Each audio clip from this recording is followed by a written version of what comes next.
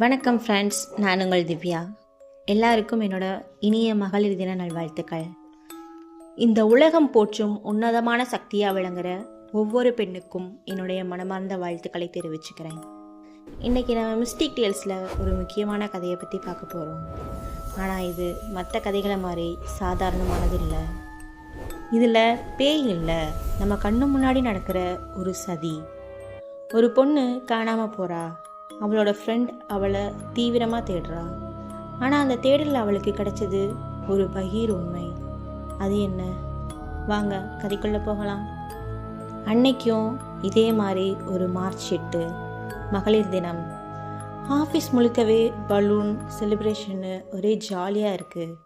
ஆனால் நிலாவோட முகம் மட்டும் ரொம்ப வாடி போய் இருக்குது. ஏன்னா அவளோட பெஸ்ட் ஃப்ரெண்ட் ரம்யாவை 3 நாளாக காணோம். 3 நாளாச்சு.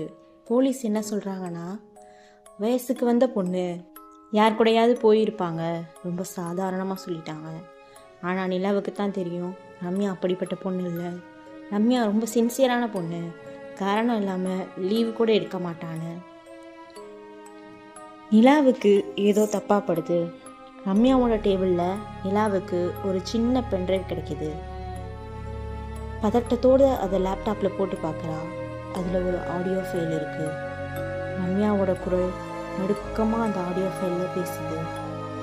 அந்த ஆடியோவில் இருந்தது என்னன்னா, நிலா, நான் ஒரு பெரிய தப்பை கண்டுபிடிச்சிட்டேன். நம்ம ஆஃபீஸில் இருக்கிற ஒரு முக்கியமான ஆள் கம்பெனி பணத்தை பல கோடி ரூபாயை மோசடி பண்ணியிருக்காரு. இது தெரிஞ்சால் என் உயிருக்கே ஆபத்து அப்படின்னு சொல்லும்போதே ஃபோன் கீழே விழுற சத்தம்.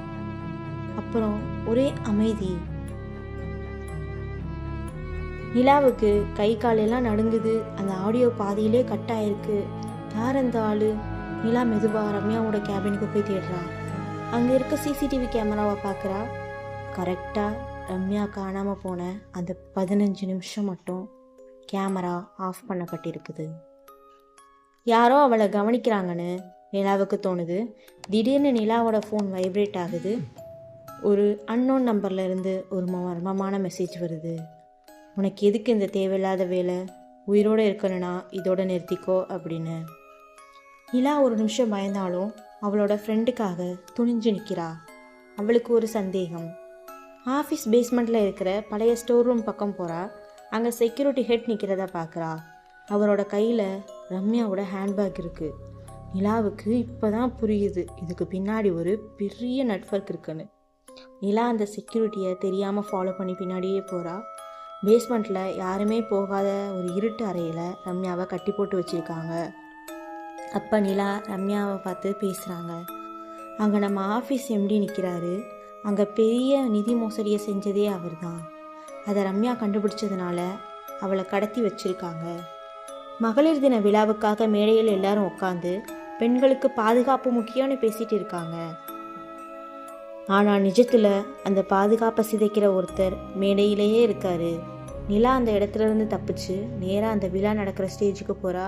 அங்கே இருக்கிற அந்த ரம்யாவோட ஆடியோவை ப்ளே பண்ணுறா. மொத்த ஆஃபீஸும் அங்கே வந்திருந்த போலீஸும் அப்படியே அதிர்ச்சியில் உறைஞ்சி நிற்கிறாங்க. எம்டியோட உண்மையான முகம் வெளிச்சத்துக்கு இப்போ தான் வருது. உடனே போலீஸ் அவரை என்ன ஏதுன்னு கேட்காம உடனே அப்படியே ஆன் த ஸ்பாட்டில் அரெஸ்ட் பண்ணுறாங்க. நிலா வேகமாக போய் பேஸ்மெண்ட்டில் இருக்கிற ரம்யாவை மீட்டெடுக்கிறா. 2 பேரும் கட்டி பிடிச்சி அழுகிறாங்க. அநீதி நடக்கும்போது பயந்து ஓரமாக நிற்காம தைரியமாக எதிர்த்து போராடின நிலா தான் அன்றைக்கி உண்மையான ஹீரோயின். இந்த மகளிர் தினத்தில் நாம் எடுக்க வேண்டிய உறுதிமொழி இதுதான். நமக்கோ இல்லை மற்றவங்களுக்கோ ஒரு கஷ்டம்னா பயப்படாமல் குரல் கொடுக்கணும். அந்த தைரியம் தான் நமக்கான பாதுகாப்பு. உங்களுக்கும் இது மாதிரி ஏதேனும் சுவாரஸ்யமான அல்லது பயமுறுத்துகிற அனுபவம் இருக்கா? கமெண்ட்டில் சொல்லுங்கள். அடுத்த வாரம் இன்னொரு மர்மமான கதையோடு உங்களை சந்திக்கிறேன். நான் உங்கள் திவ்யா. இது mystic tales. Once again happy women's day.